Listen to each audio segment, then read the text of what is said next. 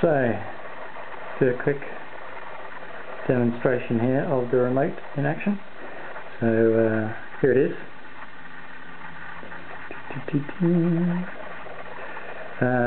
So we're going to switch it on,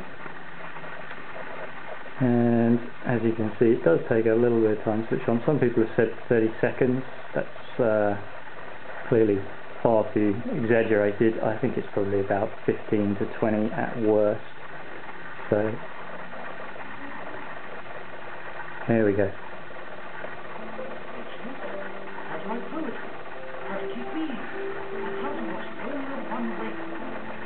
So now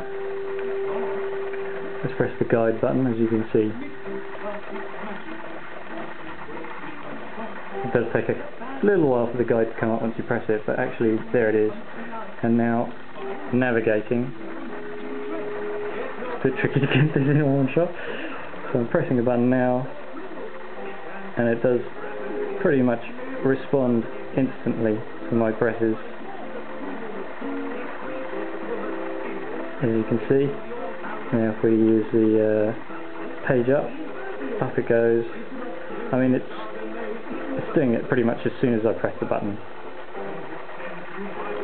Click OK, view, straight away.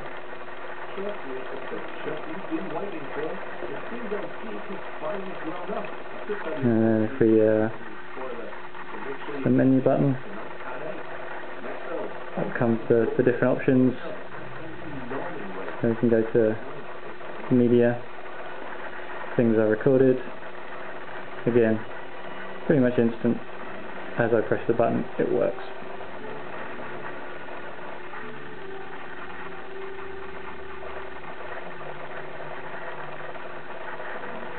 And then we can play from last viewed. And there we go, halfway through.